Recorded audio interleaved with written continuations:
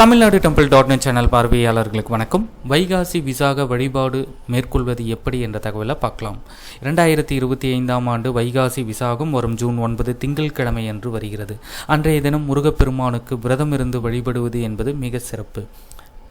வைகாசி விசாக தினத்திற்கு முதல் நாளன்று வீட்டை சுத்தம் செய்து முருகப்பெருமானின் படம், விளக்கு உள்ளிட்ட அனைத்தையும் சுத்தம் செய்து தயாராக நாம் வைத்துவிட வேண்டும்.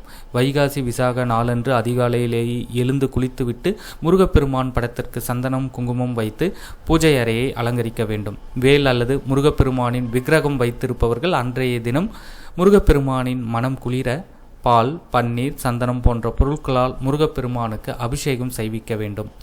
வைகாசி விசாக பூஜையை தொடங்குவதற்கு முன்பாக விநாயகப் பெருமானை மனதில் நினைத்து அவருக்குரிய மந்திரங்களை சொல்லிவிட்டு வழிபாட்டை மேற்கொள்ளலாம்.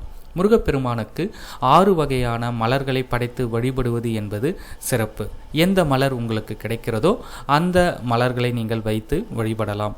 இல்லை, உங்களுக்கு நிச்சயமாக இந்த மலர்கள் கிடைக்கும் என்றால் முருகப்பெருமானுக்கு பிடித்தமான சிவப்பு வெச்சி மலர், முல்லை, மல்லி, செவ்வரளி, தாமரை, செண்பகப்பூ 6 வகையான மலர்களால் முருகப்பெருமானுக்கு அர்ச்சனை செய்தும் வழிபடலாம். அதேபோல ஏதாவது 6 வகையான இனிப்பு வகைகள் செய்தும் முருகப்பெருமானுக்கு நைவேத்தியமாக படைத்தும் வழிபடலாம். நன்றி, வணக்கம்.